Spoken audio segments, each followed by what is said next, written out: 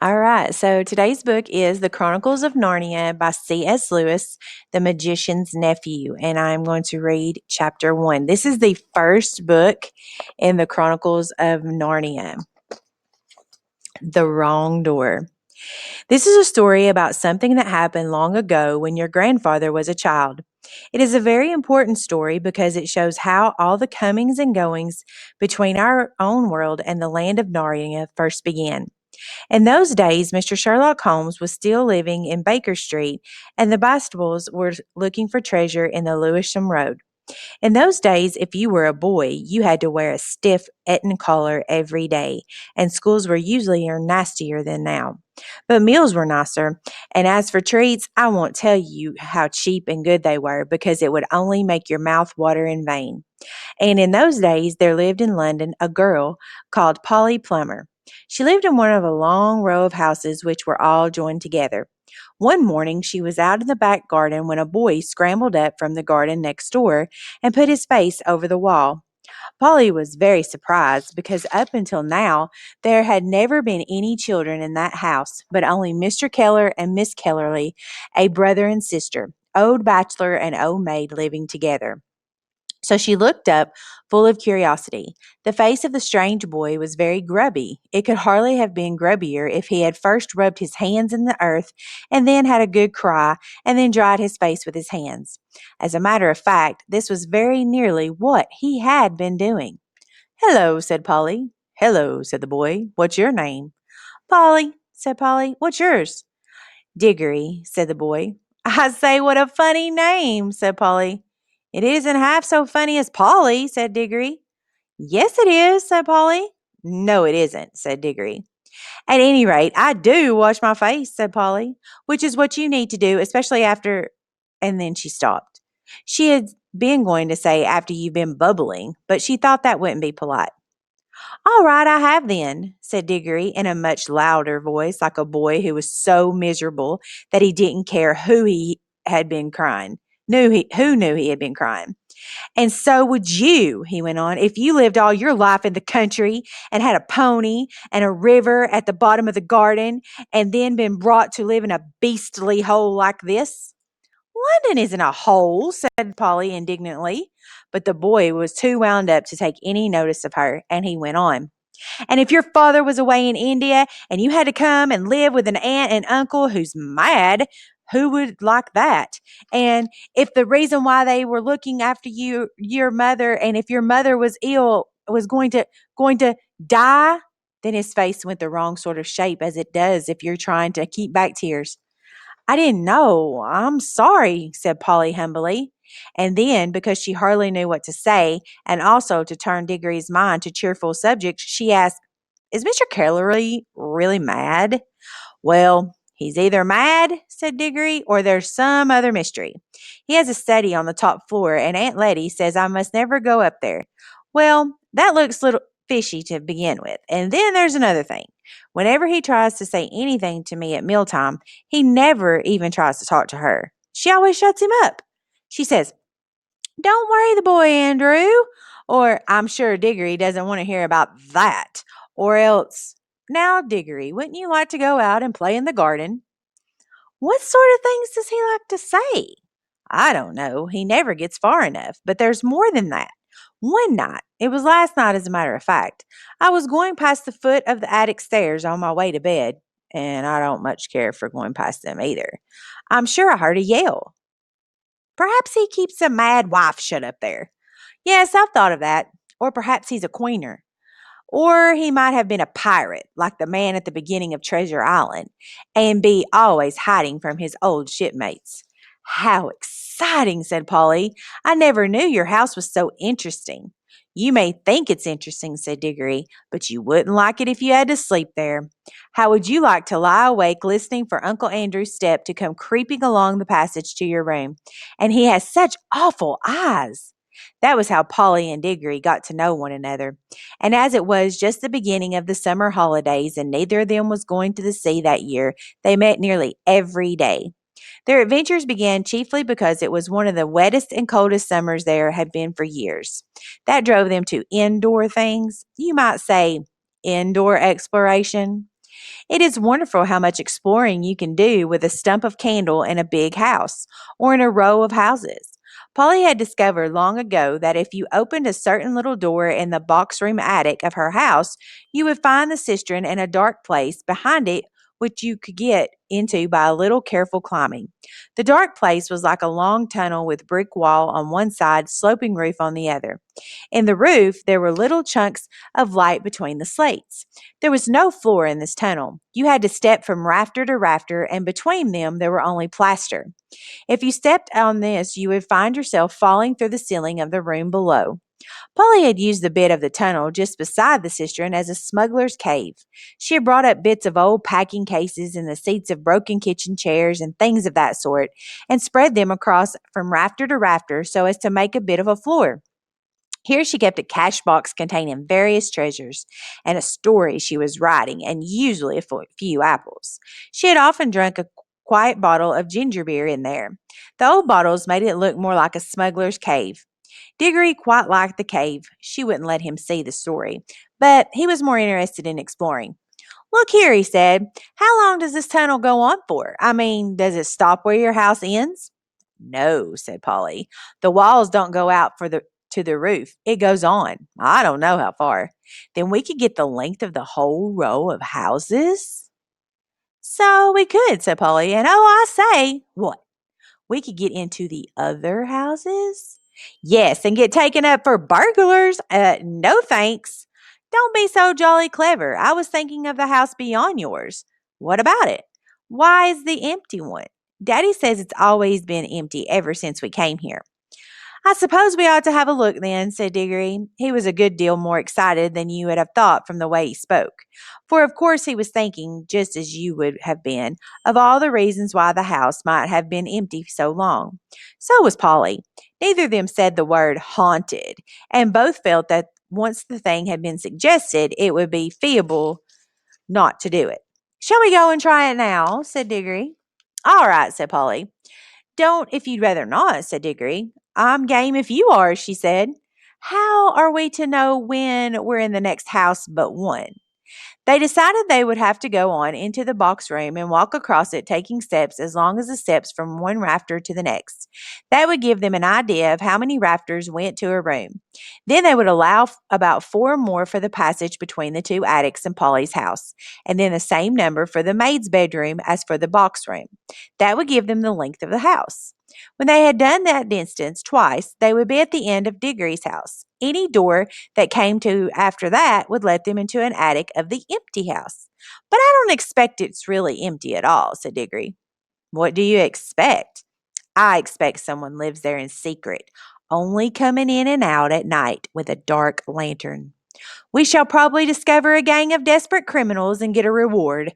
It's all right to say a house would be empty all those years unless there was some mystery.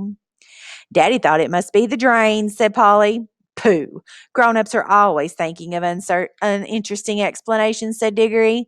Now that we're talking by daylight in the attic instead of by candlelight in the smuggler's cave, it seemed much less likely that the empty house would be haunted.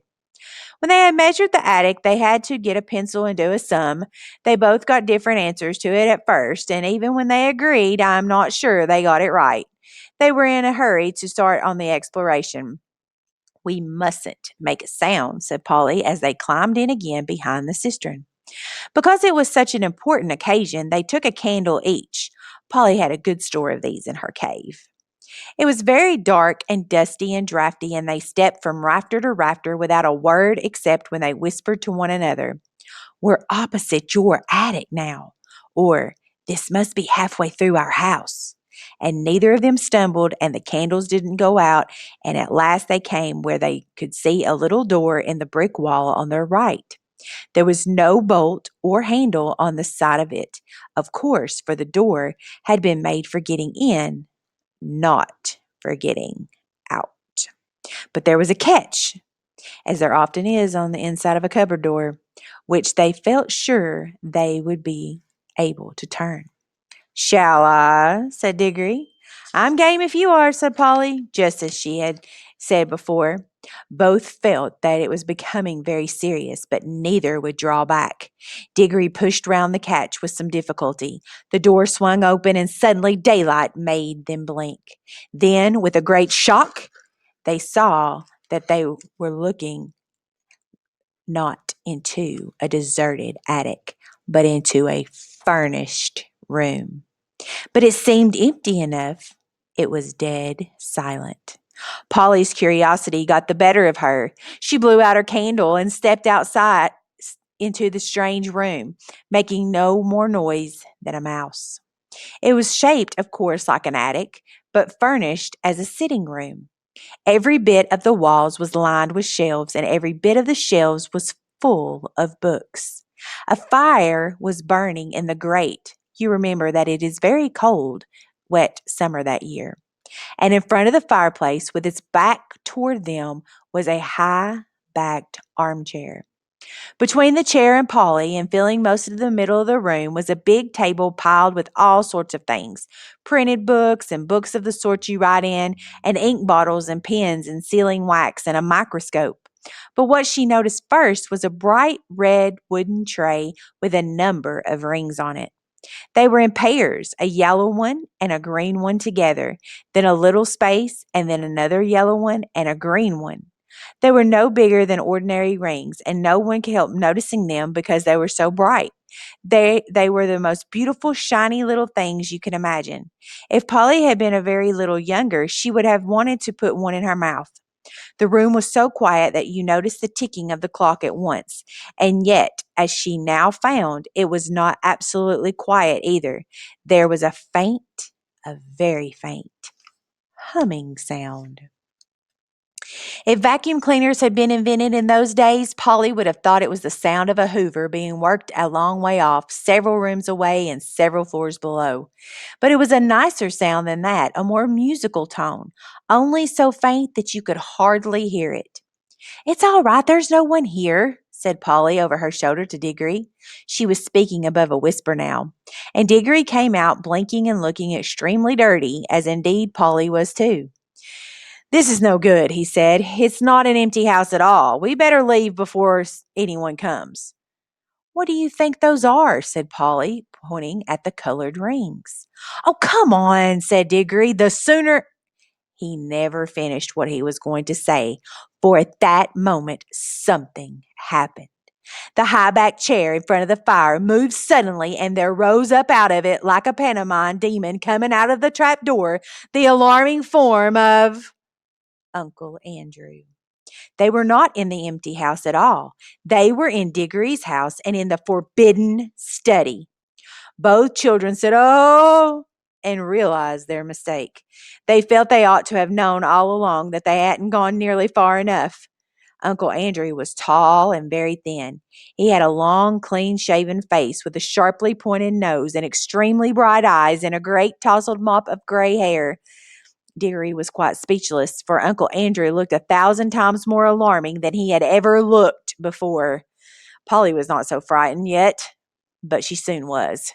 For the very first time, Uncle Andrew did was to walk across to the door of the room, shut it, and turn the key in the lock.